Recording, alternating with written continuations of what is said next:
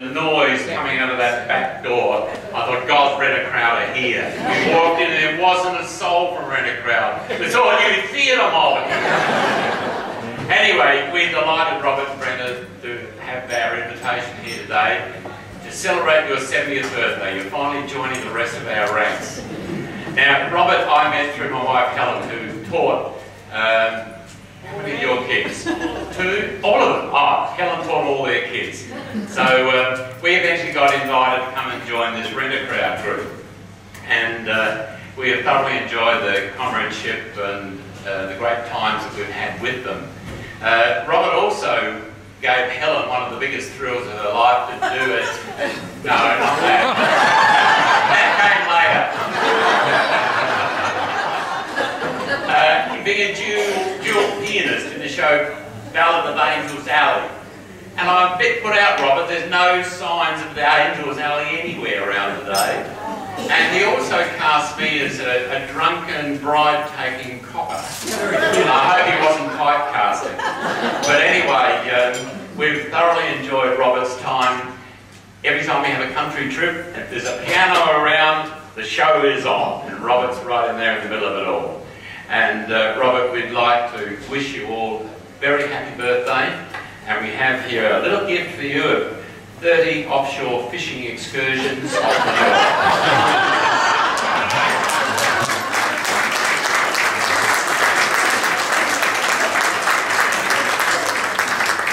Thank you very much, John.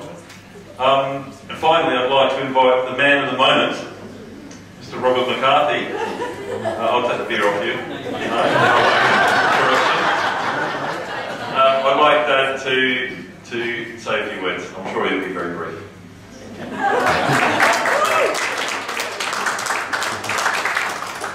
Well, unaccountable as I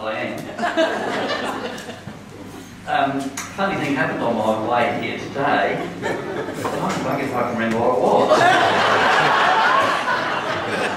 That sort of took a 70, I believe. But I think there's much more important things to remember than what happened a while ago. Because looking around this room, I never forget my friends that have accumulated over quite a significant lifetime. And just to give you a bit of a brief run through that history, but also to prove my mental state. My earliest recollections of starting to accumulate friends came from the little town of Kadina that Martin mentioned earlier, because I had over-the-road neighbours and we had kids that were the kids of my parents. So a lot of those people I knew from before I even started school, and there's about 4 or 5 of them are here today. So it means that, you know, we've known one another for 65 years, which is no means feat. We went through school age and you accumulate more friends, and then eventually you move out into the big wide world and you break away from the family. And I went to an even smaller one-horse town called Lameroo. There was only 400 people in Lameroo, and by the time I left, I think I knew 347 of them. But amongst those, there's 2 or 3 of those are here today, and one of those became the best man at my wedding. So our friendship goes back also, work out, 50 years. I then came back from Lameroo and entered the city. And I didn't know too many people at all in the city, so where do you accumulate friends when you don't know anybody? Well, the first thing is, of course, your work environment.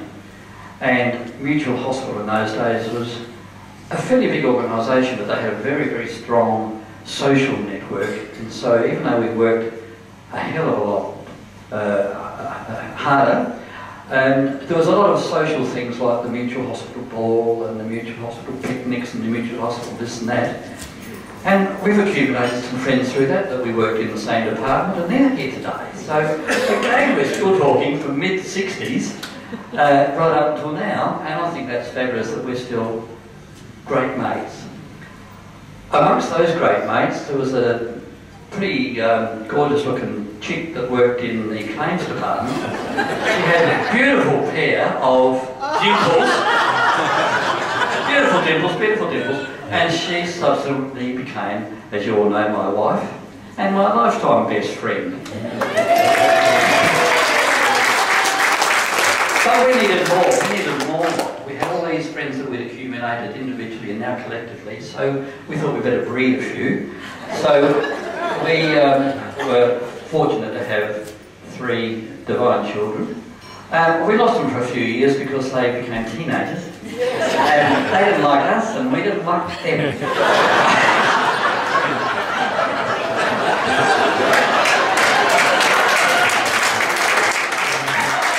But I'm not sure it was them that matured or we just called it. But we all got to become great friends. And then they've extended their families and we've got the grandchildren and all that, so what more can you ask? I'm quite lucky. I'm very lucky. So while this was going on, our kids then started school. Now that's where you meet people, isn't it? When our kids started school, Brenda was on committees, I was on committees, we had teachers that were having meetings with us, all sorts of things. And this is where the start of what John alluded to earlier, Rent-A-Crowd started. And I think that's a huge privilege to have met families of our kids that stayed together all these years. There's 13 couples of us. There's probably 20 of us here today. And so we're talking through the 60s and 70s when I've known that mob. And what a wonderful support group. And if you're having a party, you just invite Rent-A-Crowd. It looks like a hell of a lot of people, which it is. And it's no secret that during all this time I was accumulating friends through the theatre world. And you've heard some testament to that today. I can't believe I did all that. But again, a significant piece of good fortune or good luck or good, I don't know what. But to have met all those people from many, many years ago. Theatre people are a bit fickle in a lot of ways because when we work on a production together, you become immediate best friends and the rapport that you build just builds and builds. But when that plays over, it's a bit of a sea, you know. It's a bit like the old sailors used to say, well, goodbye, buggy you. But not so with the St Jude's mob, because I've got some wonderful, wonderful, wonderful friends that have just been accumulated through the St Jude's crowd. And I'm very grateful to that mob, and they almost total the same numbers as Rent-A-Crowd, I reckon. It's while they're here today. And then there's others that don't fit in any of those, but some, all sorts of bits and pieces through my life and Brenda's life, and we love each and every one of you. And as recently as when we moved to Brighton only 4 years ago, we're starting to accumulate some more friends through wonderful neighbours. A couple of them are here today, and I've taken up bowls if you didn't know. And that is a great place to accumulate more friends as you get older. And there's a couple of those people are here today too. And if I'm still around radio, there'll probably be a lot more bowlers and a lot less of you. But anyway, let's go. And I just want to say a final thank you for all you people who turned up today, which wasn't a great looked forward to event, but I realise in hindsight that it should have been a looked forward to event, and I'm bloody good it happened, and thank you all for being part of it.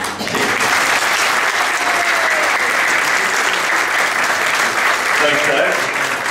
Those are lovely, kind words.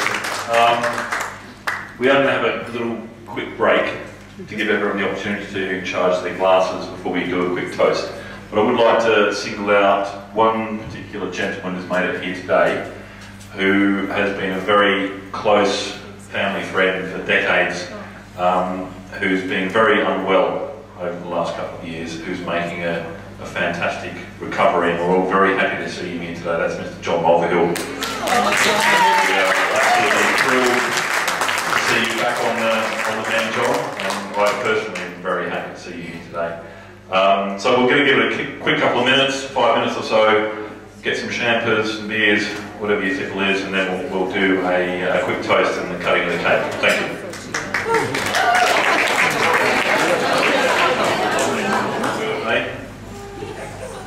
And I would like to propose a toast to Robert John McCarthy for his 70th birthday. Just raise your glasses. Happy birthday, Robert.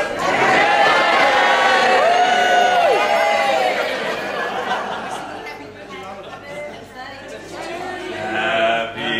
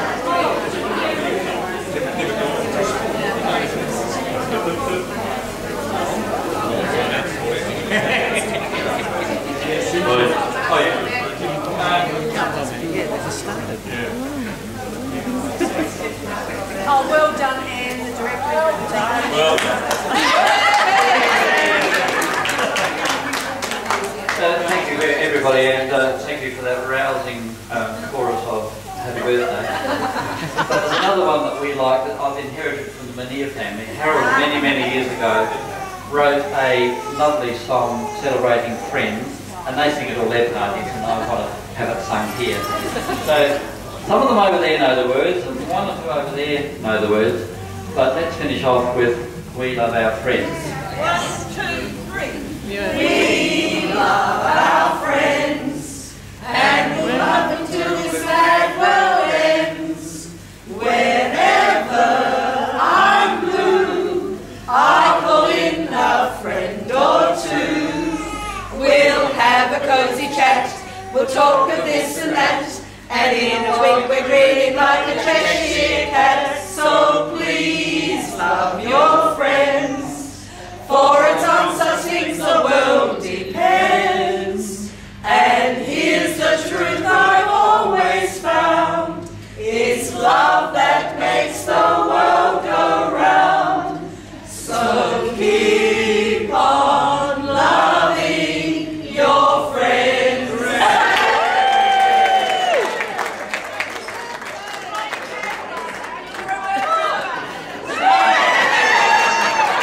Well done, Dad. So you're going to come back in.